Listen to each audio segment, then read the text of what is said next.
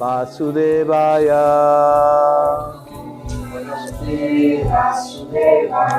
Om Namo Bhagavate Vasudevaya.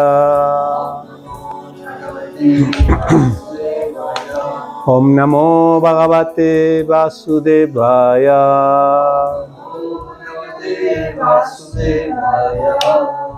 Le damos la bienvenida al canto 11, capítulo número 1, parte 2, en este curso Bhakti Vedanta. El capítulo, no recuerdo cómo se llama, pero bueno, continuamos ahí, algo de la desaparición de los yadus.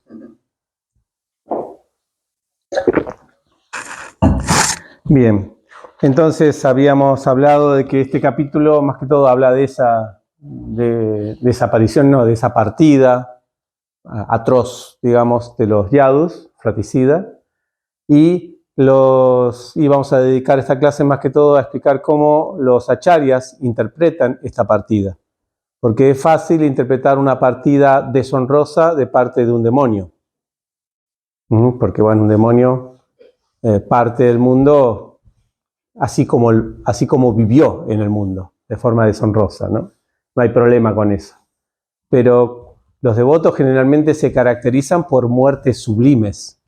Bhishmadev, los Pándavas cuando parten, Prabhupada mismo, todos los acharyas son muertes que uno dice, vale la pena morir así.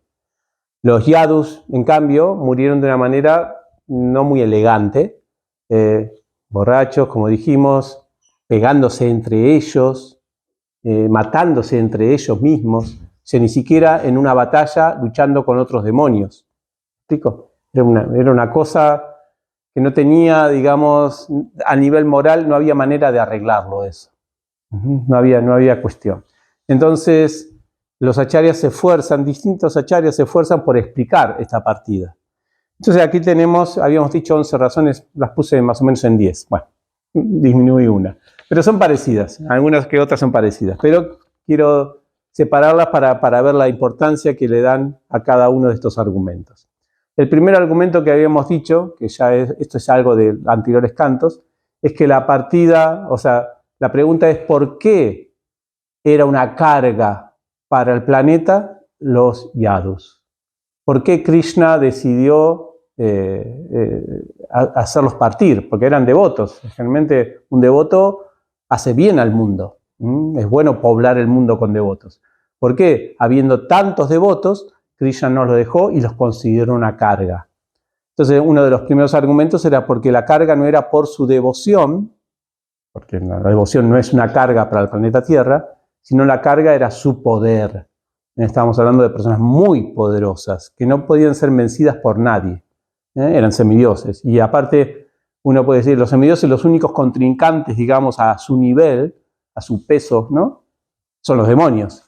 Pero los demonios ya se habían aniquilado completamente, así que quedaban los pobres, inocentes, mortales, humanos, ¿no? de este planeta. Así que no tenían competencia ellos. Y ese gran poder nunca se sabe. Eso es lo primero. Entonces Krishna, para asegurar que sea una carga, un desequilibrio muy grande en la Tierra de que haya esos habitantes, cuando normalmente en la Tierra somos humanos nada más. Ese es el primer argumento. El segundo argumento, y acá viene el argumento que propone Bhaktisiddhanta Sarasvati, porque él no dice que es una cuestión de poder, sino de devoción. O sea, él cuestiona el nivel espiritual de los yadus. Esto es muy interesante, porque ninguna acharya se animó a eso. Él cuestiona de que por este poder ellos se volvieron orgullosos. Y no solamente por el poder en sí, sino también por la familiaridad con Krishna. Entonces, para ellos sí tuvieron un mal comportamiento que debería ser corregido. Y esto no es solamente una observación de Bhaktisiddhanta Sarasvati, que él pensó, sino que se ve en la escena de los yadus yendo a burlarse de los sabios. Ahí tenemos una escena que representa un mal comportamiento.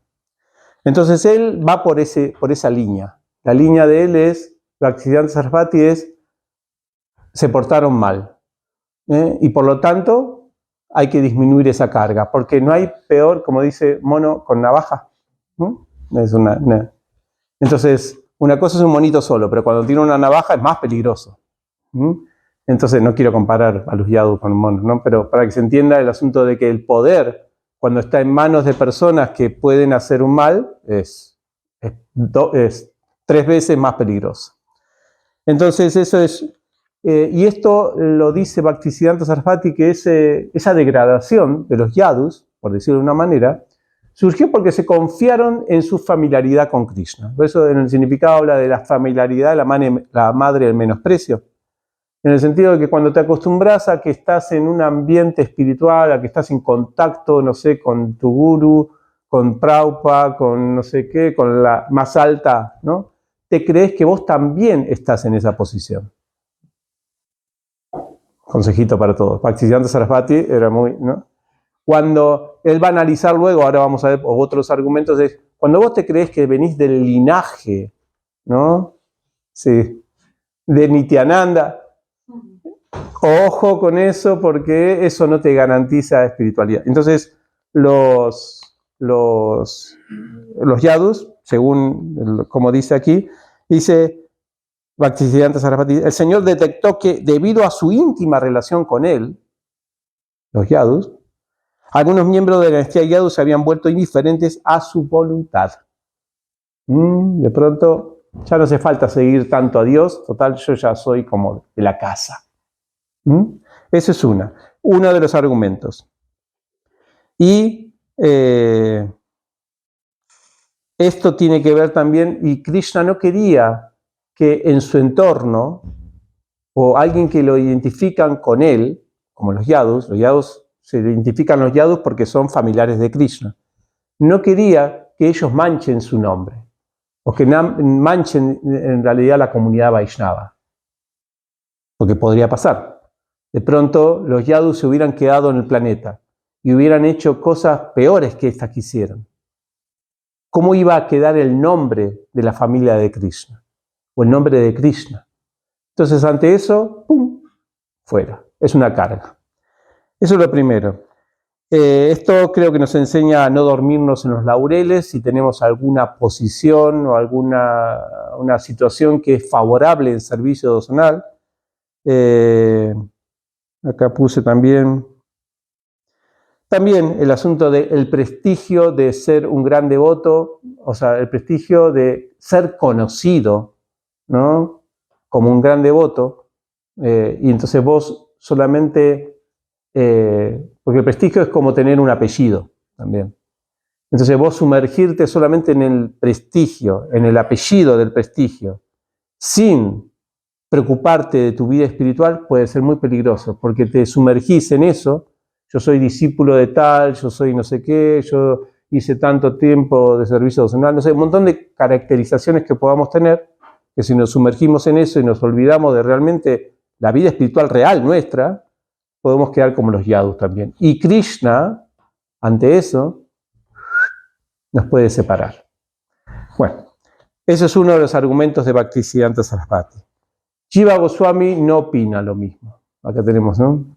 Jiva Goswami para nada quiere poner a los yadus en una posición degradada.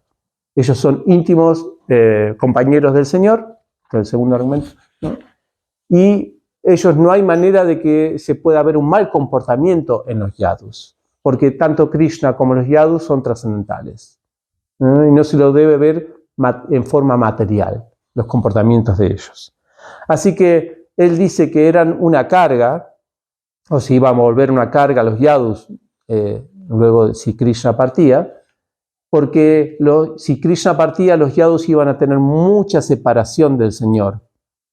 Y esa separación, ese sentimiento de separación, y dice acá, era un estado mental sumamente agitado. Con ese estado mental sumamente agitado, pisotearían y destruirían la tierra.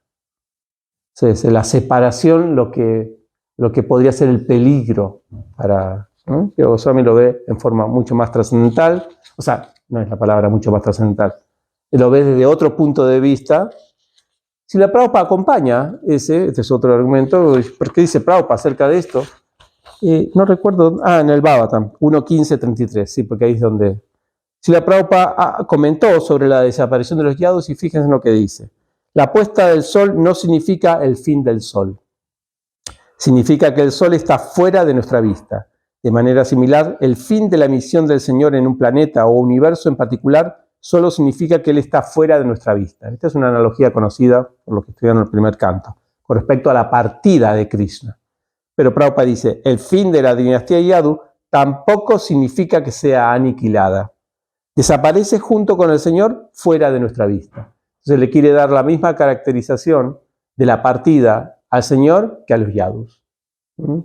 Muy diferente de Bhaktisiddhanta Sarasvati. Interesante esto que un discípulo puede, Prabhupada, un discípulo de Bhaktisiddhanta Sarasvati, puede tener un punto de vista diferente de su maestro, pero también escritural. Esto no sé, es para interesante. Es un punto de vista nada más, no significa algo.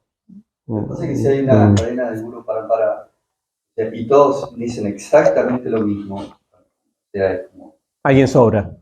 Claro, está todo bien, todos dicen exactamente lo mismo, repiten lo mismo, pero tiene que haber una personalización también. Y eso hace que también se pueda comprender desde más ángulos la verdad absoluta. Exactamente, ¿no? Amplían el objeto, ¿no?, de conocimiento. Así es. Así que bueno, Prabhupada, desde esta, ya es otro argumento aquí. Otra razón por la cual Krishna decidió eliminar la carga de los yadus, según lo que dice aquí, algunos acharyas dice, el significado dice acharyas, no dice cuál, tiene un propósito especial para nosotros. Una enseñanza para nosotros, es tipo moraleja. La moraleja de ojo con las opulencias. Porque aquel que, no es la de siempre, aquel que se vuelve muy opulento en este mundo puede olvidarse de la vida espiritual o del poder, ¿no? Una moraleja simple, ¿no? Entonces, que por más que seas lo más poderoso que hay en este mundo, aún así podés ser vencido. Esa es una moraleja, ¿no? Cuando alguien dice, no, pero ese es poderosísimo, nadie lo puede vencer. ¿Pero qué era? ¿Un demonio? Sí, no, era un devoto poderoso. Pero aún así, por más que seas inclusive devoto y poderoso, sos vencido. Estás factible a ser vencido. Eso es un poquito para hablar acerca del poder. Otro argumento, y acá viene Bhaktisiddhanta Sarasvati nuevamente, a dar... dice que sí, esto viene también como una enseñanza. Viene como una enseñanza también para todos nosotros. Y es para no caer en la trampa impersonalista. Bhaktisiddhanta Sarasvati tenía la idea fija, ¿no?, del impersonalismo, ¿no? En realidad, uno va a ver que los argumentos de Bhaktisiddhanta Sarasvati, ahora los siguientes, tienen que ver mucho con su misión. Eso, ¿no?, un comentario que podemos hacer al respecto. Como, vieron que Prabhupada siempre en los significados aparece cualquier significado y él se la tira con los mayavadis. De pronto, y con los impersonalistas, siempre, de alguna u otra manera, su contrincante o su Creo que más los científicos, pero bueno, están parejos. Pero porque son impersonalistas, justamente. Exactamente, nihilistas y todo eso. Es el nihilismo, el impersonalismo, porque su misión fue esa, especialmente en Occidente. Es darle a la base, darle a eso. Dice, ayer estaba viendo una charla de Priyananda Maharaj, muy interesante. Dice que nuestro asunto con los científicos no es cuestionar la ciencia en sí. Es interesante la charla para que la escuchen. Es una charla que la da con una devota, y también bióloga o algo así. Nosotros no tenemos problema en la ciencia en sí, en lo que hacen, que descubren una medicina para curar tal enfermedad. Eso no está bueno, eso, inclusive, ¿no? O te arreglan una pierna porque... ¿no? Todas esas cosas, eso es ciencia básica, no hay problema. Dice que nosotros ni siquiera tenemos que argumentar en ese punto. Inclusive, él dijo, y el asunto de la evolución, inclusive, no es que tenemos que argumentar si evolucionó de aquí a aquí, el animal o lo que sea. Dice, lo que hay que cuestionar, más que todo, es la perspectiva atea de esas personas. cuando explican la ciencia. Es muy interesante. Después lo pueden escuchar en la clase. Es la perspectiva atea. Y la perspectiva atea se manifiesta más que todo no como la ciencia en sí, sino cuando los científicos se meten en el campo de la filosofía. Empiezan a concluir cosas que no son científicas, sino que son filosóficas. Un ejemplo que él dice es, y por lo tanto no existe Dios porque uno ve que acá esta ser viviente evolucionó en esto y acá hay una falla, y si hay una falla entonces Dios no debería existir, porque si Dios existe no tendría que haber fallas. Pero esa reflexión no es científica, es una reflexión teológica. Entonces ellos se meten en otro campo y encima con razonamientos muy errados.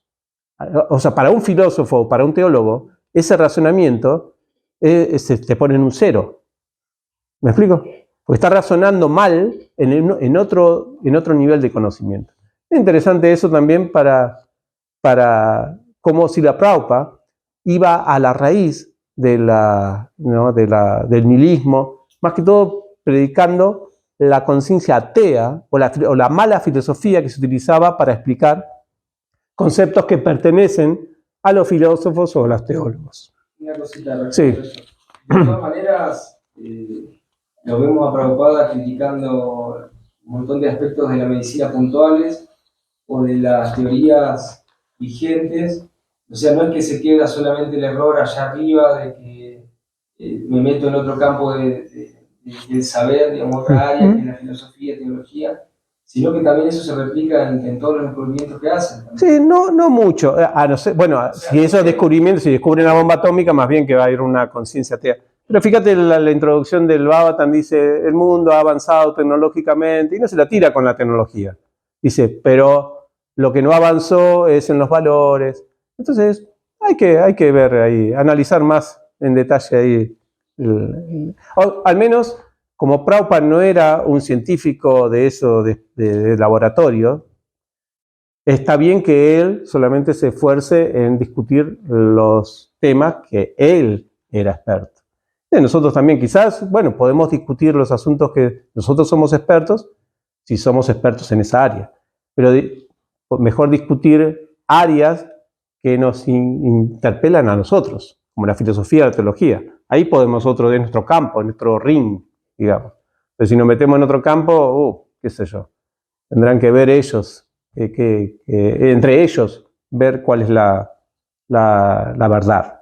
¿Me explico? Pero en el campo filosófico nosotros tenemos herramientas para discutir.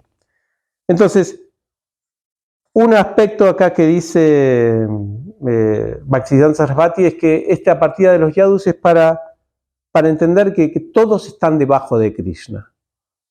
Porque hay un concepto que dice que como si un devoto está igual que un devoto está con Krishna, tiene la misma potencia que en Krishna.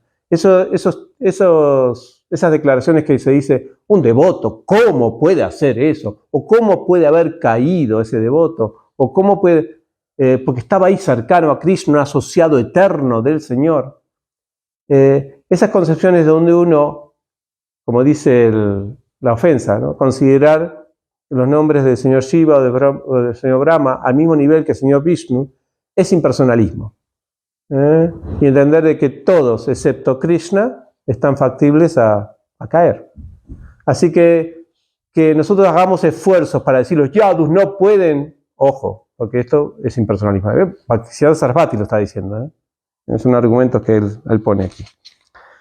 Otro asunto también, va Bhaktisiddhanta Sarasvati más por ahí, y fíjense en que la misión de Bhaktisiddhanta Sarasvati era un poquito diferente de la de Prabhupada, porque Bhaktisiddhanta Sarasvati y Bhaktivinoda Thakur hicieron grandes esfuerzos por combatir las pseudo tradiciones Vaishnavas.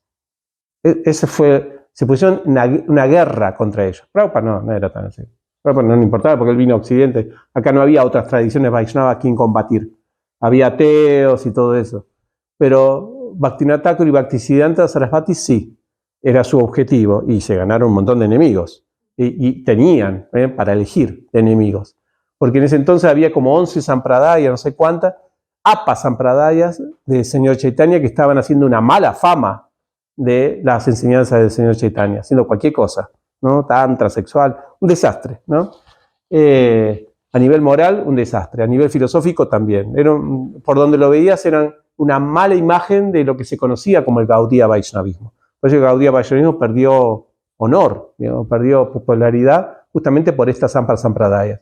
Así que Bhaktivinoda Thakur y Bhaktisiddhanta Sarasvati tomaron esa misión. Y se ve en esta explicación de la partida de los Yadus que Bhaktisiddhanta Sarasvati lo entiende desde ese lugar. Interesante. Esta extrapolación que hace Bhaktisiddhanta Sarasvati, y ahora vamos a explicar cómo es, qué tiene que ver los Yadus con mi combate con las Sampradayas, o con su combate con las Sampradayas, Apa Sampradayas. Pero es interesante también que hay un lugar para la extrapolación de los hechos del Bhagavatam a nuestras situaciones cotidianas, o a las misiones que se van dando a través de la historia en la conciencia de Krishna. Bueno, aquí se cortó la luz, pero acá seguimos. Digo, esto nos da un poquito de libertad. Vieron que a veces nosotros explicamos el Bhagavatam y decimos cómo es esto en nuestra vida cotidiana del 2021. Hay posibilidad de eso, o sea, está habilitado eso, si lo entendemos en la apropiada perspectiva. Entonces, Bhaktisiddhanta Sarasvati quiso asemejar esta preocupación de Krishna de aliviar la carga del planeta,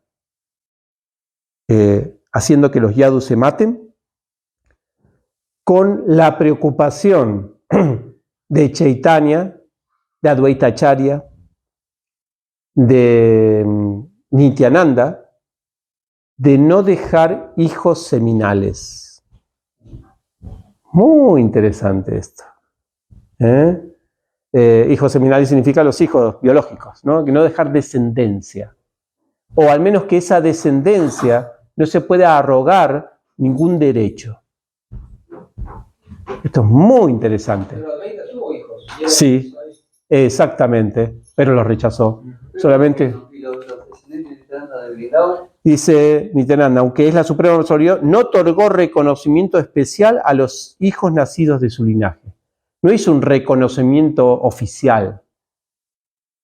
Ellos no aceptó a los hijos naturales de su hijo, Sri Virabhadra. Dice, acá dice el significado. No aceptó a los hijos naturales de su hijo Sri Virabhadra, evitando así cualquier linaje seminal que pudiera generar confusión sobre quiénes eran verdaderos representantes espirituales. Advaita Acharya también rechazó a varios de sus hijos, permitiendo únicamente a Achyutananda y otros 2 mantener su asociación cercana con él. De sus 6 hijos, 3 se desviaron del camino de la devoción y se les consideró hijos rechazados. Esto demuestra que para Advaita Acharya el simple nacimiento en su familia no garantizaba una posición espiritual. Y solo aquellos que mantenían la pureza devocional eran reconocidos. O sea, no era por lo seminal, sino era por la pureza. Chaitanya Mahaprabhu, lo mismo, no tuvo hijos. Chaitanya Mahaprabhu se preocupó de no tener hijos y no pensar de que había una descendencia de parte de él. Srila Prabhupada, lo mismo, Prabhupada tuvo hijos. ¿Qué pasó con los hijos? ¿Él les dio algún reconocimiento especial? Él dijo, bueno, ahora va a continuar mi linaje, mi hijo. No existe eso, para nada. En ningún momento se le ocurrió a Prabhupada decir eso. Y los devotos de ISKCON aceptan, obviamente, son devotos también los hijos de Prabhupada y son especiales por ser hijos de Prabhupada. Pero no es que por ser hijos le dan un carácter divino a los hijos de Prabhupada. ¿Me explico? Este es un cuidado que tienen los acharyas. Bhaktisiddhanta Sarasvati lo quiere sostener. Sí, ¿qué quería decir? Que Bhaktivinoda Thakur sí dijo a su hijo porque lo hizo iniciar. No es que solamente porque sos mi hijo, sos parte de la cadena de sucesión discipular. No, toma guru con otro. Ahí está, muy bueno eso. Con Gorakeshwar no es que dijo por ser mi hijo. Exactamente, también, ¿no? Bhaktivinoda Thakur. ¿Cómo? Tenía como 10 hijos. Claro, tenía como 10 hijos. Pero no es la el estilo o la particularidad, y esto lo vemos ya por todos estos acharyas y por Krishna mismo, que no querían dejar como que por el simple hecho de nacer, porque nacer en una familia no es una elección. Vos no hiciste nada, no manifestaste tu libre albedrío para decir, sí, voy a purificarme. Es una ventaja excepcional, una misericordia especial que te da la vida, ¿no? Entonces, pensar que eso te garantiza espiritualidad es un error. Y Krishna lo que hace con las personas que se duermen en los laureles, en eso, esto es interesante porque aparece acá, es que los ¿cómo se llama? Los desenmascara, los pone más en evidencia. Entonces, esto es lo que hizo Krishna con los yadus. Al ponerlos a hacer esas cosas, los pone más en evidencia que no iban a ser representantes adecuados para continuar. Esto hace también Krishna con los supuestos hijos o descendientes, o que se arrogan, ¿no? el derecho de que, porque yo, no sé, ¿no? Fui hijo. Habría que ver en estos tiempos, en los tiempos nuestros, qué tipo de castas, por decirlo de una manera, nosotros podríamos llegar a pecar en el asunto de considerar que solamente por ser discípulo de Prabhupada, o vieron que dentro de los discípulos de Prabhupada están los que vieron a Prabhupada, de los que nunca lo vieron. ¿Pasa algo con eso? ¿Hay algún derecho natural, espiritual, que uno recibe en ISKCON por tener una u otra condición? Porque si este fuera el caso, estamos en un error. Porque no se debe caracterizar a una persona por la fortuna que tuvo, en el sentido de haber estado con Prabhupada o no haber estado con Prabhupada, haber recibido la bolita de Prabhupada, haber recibido instrucciones directas de Prabhupada, haber recibido la carta de Prabhupada o no recibió nunca una carta de Prabhupada. Si nosotros consideramos que es la fortuna la que determina tu espiritualidad, hay un error ahí. Y si encima se adoran a esas personas solamente por esa consideración, es un peligro. Y si la persona se deja adorar y se duerme en los laureles pensando que esa es la consideración principal para su nivel espiritual, está en el horno. En cualquier momento Krishna te va a hacer, porque vos mismo te estás durmiendo en tu esfuerzo espiritual. Y entonces Krishna te va a desenmascarar y va a empezar a hacer cosas horribles. Para decir, ¿ves? Yo no considero que por solamente ser tal, tal y tal, yo te voy a dar vida espiritual. Eso es algo que vos te lo tenés que ganar. Es interesante esto, muy interesante. Es una mirada de Bhaktisiddhanta Sarasvati. Dijimos, Prabhupada, entre nosotros, los discípulos de los discípulos de Prabhupada, ¿hay castas también? Porque sos discípulo de algún guru, el guru grupismo, como se puede decir, o el grupo que tuvo la posibilidad de vivir en los templos, en los 80, 90. Los gurukulis, ahí está, también. Buen punto ese. Acá como no hay tantos gurukulis, pero en otras partes sí. ¿No? La casta de los gurukulis tienen ya su privilegio por ser hijos de devotos. Muy buen punto ese para mí. ¿Hay algo que los garantiza a ellos como espirituales solamente por ser hijos de devotos? Es muy interesante verlo de ahí. Así que Bhaktisiddhanta Sarasvati, como siempre, al hueso, como se dice, ¿no? Directamente a identificar todos esos errores Vaishnavas, porque él más estaba preocupado por los errores internos del Vaishnavismo, eso es purificar toda esa suciedad que había en la misma tradición que por lo externo. Y ya estamos terminando. Sí, ya está. Entonces, los dije todo, no los dije enumerados los argumentos, pero están todos juntos en esta explicación que estamos dando. Sí, es lo que decíamos recién. Si uno se duerme en los laureles, en el sentido espiritual, y no solamente eso, dice, y las personas que hacen esfuerzos para ridiculizar o menospreciar o dar una mala imagen del Vaishnavismo, tienen que ser destruidos. Estos eran todos argumentos para Bhaktisiddhanta Sarasvati. ¿Me explico? Porque eran argumentos de sumisión. Yo tengo todo el derecho a darle duro a todas estas sampradayas y a los brahmanas de caste y a todos. Tengo todo el derecho, porque Krishna lo hizo con los yadus. ¿Me explico? Es el argumento que... Entonces tengo que destruirlos, porque esos merecen ser destruidos, porque están dando una mala imagen. Krishna pensó así de los yadus. Eso dice Bhaktisiddhanta Sarasvati. Y por supuesto, también otro argumento de Bhaktisiddhanta Sarasvati es ese: destruir las cadenas de sucesión discipular falsas, que no queden estos yadus ahí haciendo sucesiones discipulares que iban a ser una mala imagen para la conciencia de Krishna. Y por último, y la última lección, esto ya es aparte de Bhaktisiddhanta Sarasvati, es una lección muy importante, creo que ya se nota en la historia, es que no hay nada, ninguna posición en el mundo, por más que seas lo que seas, que te habilita a no respetar a los devotos. Eso es muy interesante. No es que, sí, lo de la ofensa a los devotos es, ¿no? Pero yo ya tengo una posición que puedo darme el lujo de faltarle el respeto a un devoto. Porque los yadus podrían decir, estoy bromeando con los brahmanes. Nosotros podemos, porque somos como asociados de Krishna, una bromilla podemos hacer y no respetarlos.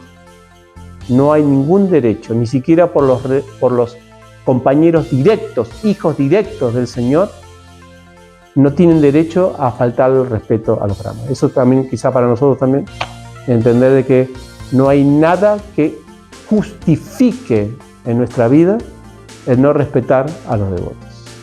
Bueno, eso quería compartir con ustedes. Muchas gracias. Esperamos que los estudiantes puedan completar las consignas y nos vemos en nuestro próximo encuentro online. Y la Prabhupada aquí.